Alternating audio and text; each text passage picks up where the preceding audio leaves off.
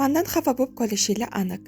Lekin buni ko'rsatmasam bo'lmaydi. Endi sizda xamir yoyishga qiynalaman degan bahonalar o'tmaydi. Manti uchun endi katta qilib xamir yoyish ham shart emas.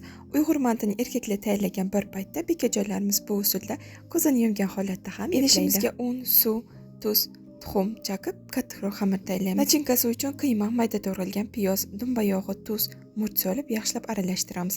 Ketidan yarim stakan suv solib aralashtirib chetga olib qo'yamiz. Tingan xamirimizni tasma shaklida kesib, kesgan tasmamizda yong'oq kattaligida kichkina zuvlachalar yasab olamiz. Xamirlarni 10 daqiqa davomida tindirib, o'rtacha yupqalikda yoyib olamiz. Ichiga nachinkasini solib, videoda ko'rsatilgandek oson tugib, mantilarni yog'lab, listga terib, qaynab turgan manti kaskonga joylaymiz. Aytgancha, manti kaskon suviga tuz solish esingizdan chiqmasin. O'shanda mantilaringiz dirkillab chiqadi. Hamma mantimizni listga joylab, 45 daqiqa davomida pishirib olamiz. Ishoning, bunaqangi sochli mantini oldin yemagansiz.